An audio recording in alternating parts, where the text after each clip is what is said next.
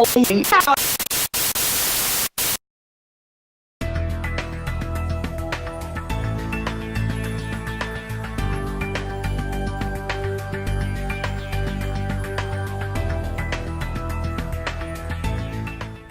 everyone, Al Nigrin, Executive Director and Curator of the New Jersey Film Festival, is back with our second filmmaker interview.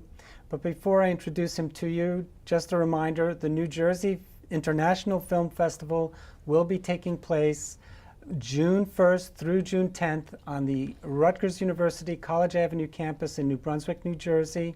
There'll be programming on Fridays, Saturdays, and Sunday evenings through that period.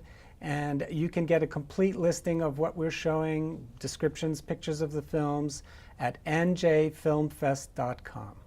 Well, today we have the director of The Wrestler, the QT Marshall story. That's correct. And the director is Frank Zarrillo. Welcome, Frank. Thank you. I'm glad to be here. A Jersey boy.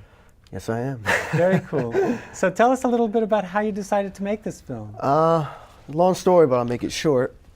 My brother Nick from Florida knew him, and they had a small relationship. And at the time, they had a Tough Enough show for WWE, and I did a little video for it, try to get in because I wanted to be a writer for the WWE. Yeah. And turns out he sent the video to QT. He liked the video, and he invited me to come out to the Monster Factory in Paulsboro, which a good majority of the film is made. Shot, yeah. So me and my friend slash producer, Frank, we went out to Paulsboro. We met with him, and he told me, oh, we have the connections, and you can do, if you come to school here, you can quite possibly get you into the WWE and get a deal going. And I said, I just got out of Full Sail University, which is the college I went to in Florida.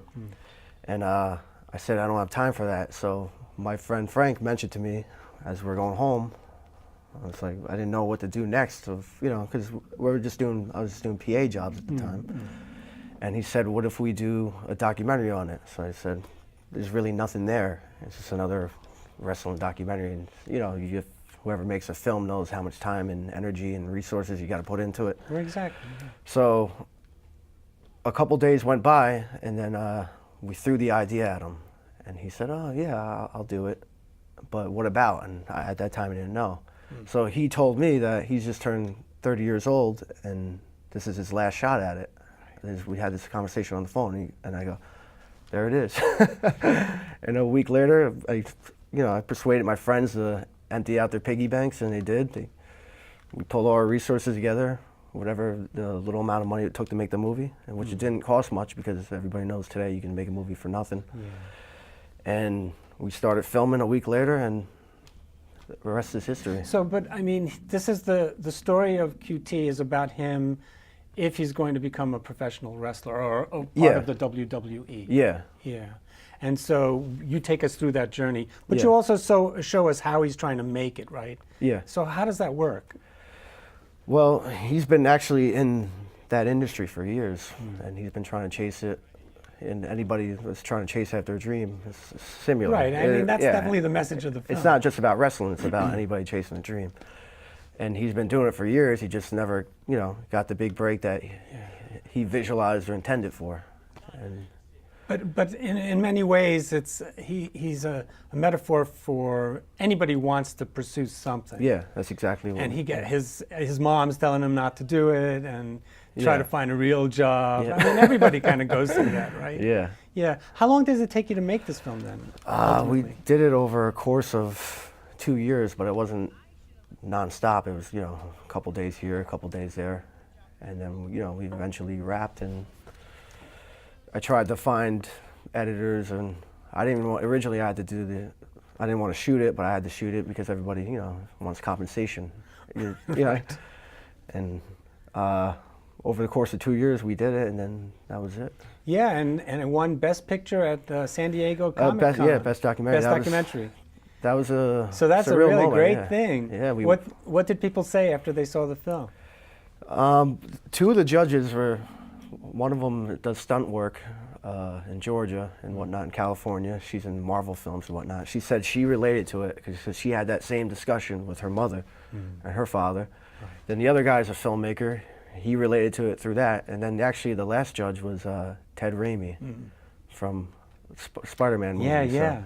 So that's surreal, yeah. some really great judges. Yeah. Our judges found your film to be really, really very personal, and Absolutely. you're right there with the trials and tribulations of this man who really wants to do this and can't see himself doing anything else. Yep. So I think it can relate to anybody, not just wrestlers. You Yeah. know, whether you want to be a famous actor or just an actor, I think it's there, and you got to give QT that credit because he kind of sticks with it. Oh, absolutely, yeah. He's done right by me.